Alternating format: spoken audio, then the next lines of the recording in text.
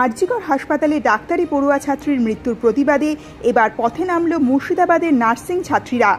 সোমবার দুপুরে বহরমপুরের মুর্শিদাবাদ মেডিকেল কলেজ হাসপাতাল থেকে নার্সিং ছাত্রীদের এক বিক্ষোভ মিছিল বের হয়। গোটা হাসপাতাল চত্বর তারা পরিক্রমা করে। নার্সিং ছাত্রীদের একটাই দাবি, দোষীদের উপযুক্ত শাস্তি চায় তারা।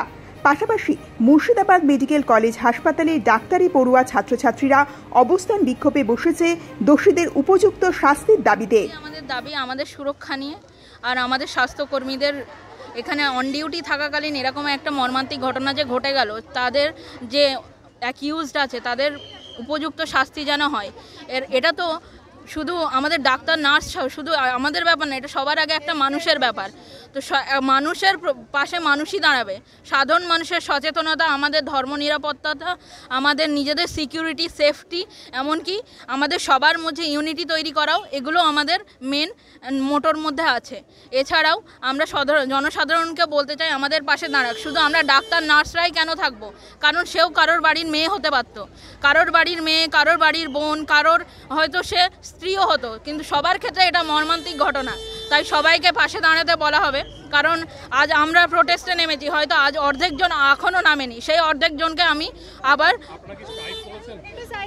এটা one type of strike for government college of nursing Murshidabad medical college and hospital. আর আমরা এই স্ট্রাইকটা মেনলি স্টুডেন্ট নার্সেস অ্যাসোসিয়েশন বা এসএনএ বডি থেকে করা হয়েছে।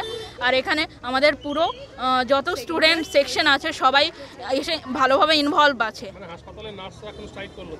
হাসপাতালে আমরা তো আমরা স্টুডেন্ট ইউনিটটা করছি, এবার হাসপাতালের ব্যাপারটা এখনও জানা যায়নি, হয়তো ওরা করবে। আমার নাম আলিশা মণ্ডল, আমি 6th BSc nursing student, government college of nursing Murshidabad medical college and hospital. যারা এই মেডিকেলের যারা নার্সিং স্টুডেন্ট আছে তারা আজকে একটা বিষয় হচ্ছে যে আপনার যে অপরাধী সে তো ধরা পড়েছে, এরপরেও তার কিন্তু চলছে চলছে। সেক্ষেত্রে ধরুন এই যে হাসপাতালে যারা জুনিয়র চিকিৎসক তারা যখন স্ট্রাইক করছেন, আউটডোর করছেন না, পাশাপাশি ইনডোর করছেন না, প্রচুর পেশেন্ট সাফার হচ্ছে, কি বলবেন? আরও কি ওদের অনির্দিষ্টকালে ধর্মঘট চালানো উচিত? আমরা তো প্রোটেস্টটা করছি মেনলি যে অ্যাকিউজ যার ইনভেস্টিগেশন প্রপারভাবে তদন্ত চাই। এবার সেই জন্যই আমাদের এই প্রোটেস্টগুলো, সেটা ডাক্তারের পক্ষে হোক নার্সের পক্ষে হোক। সেখানে সাধারণ মানুষ সবসময়ই কিছুটা হ্যাপা পায়, কিন্তু সাধারণ মানুষও যদি আমাদের সাথে সোচ্চার হয়, এই তদন্তগুলো কি আরও তাড়াতাড়ি এগোবে, তারাও এই চিকিৎসা বা যত কিছু হয়তো বা দ্রুত পরিষেবা আবার শুরু করতে পারবো। তাই আমাদের সাথে শুধু আমরা না, সাধারণ মানুষেরও সংযোগ আমরা চাইছি।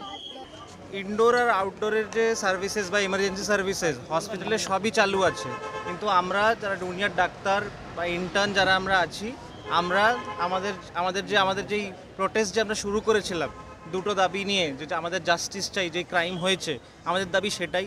ইভেন যেন এই সেম অপরাধ অন্য কোথাও না হয়, আমাদের ক্যাম্পাসে না হয়, তার জন্য যে সিকিউরিটি ল্যাপসেসগুলো আছে সেগুলো পূরণ করার জন্য আমাদের এই প্রোটেস্ট চালু।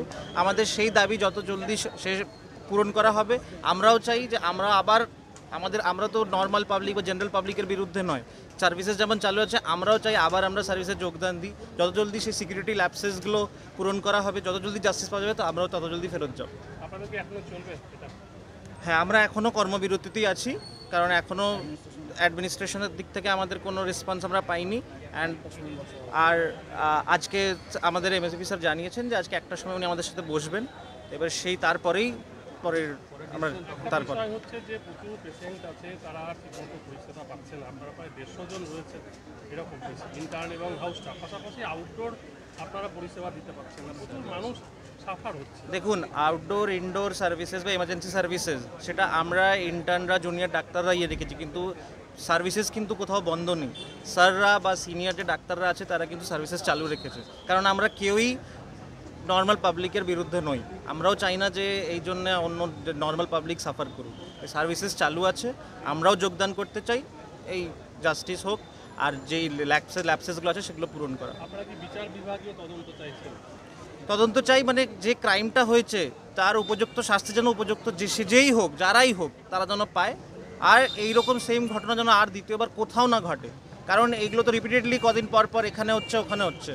তার জন্যে যা উপযুক্ত স্টেপস নেওয়ার, যা অ্যাকশনস নেওয়ার, সেগুলো যত জলদি তাড়াতাড়ি সব অথরিটিসদের নেওয়া দরকার।